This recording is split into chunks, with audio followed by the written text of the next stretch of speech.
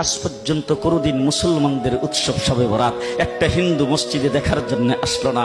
মুসলমানদের উৎসব শবে কদর একটা হিন্দু কোনোদিন চাওয়ার জন্য আসলো না।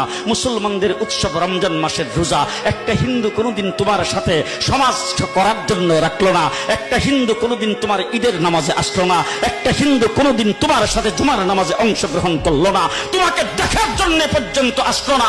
তার কারণ হলো হিন্দুরা মনে করে এটা মুসলমানের উৎসব, আর তুমি মুসলমান হইয়া হিন্দুর দুর্গা পূজায় কিভাবে গেলা?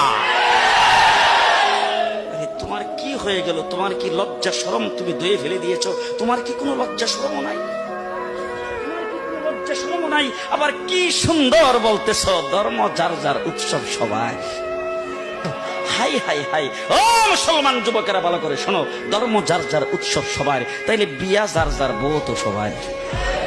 জি, বিয়ে যার যার বউ সবার, পুষ্কুনি যার যার মাস সবার, গাছ যার যার ফল সবার, ক্ষেত যার যার ফসল সবার, দোকান যার যার মাল সবার।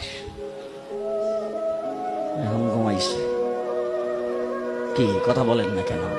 তাহলে আমার দোকানের মাল যদি আমার হয়, আমার ক্ষেতের ফসল যদি আমার হয়, আমার গাছের ফল যদি আমার হয়, আমার গাছের নারিকেল যদি আমার হয়, আমি বিয়ে করলে বউ যদি আমার হয়, মুসলমান আমার পুষ্কুনির মাছ যদি আমার হয়, তাইলে ধর্ম যার উৎসব তার।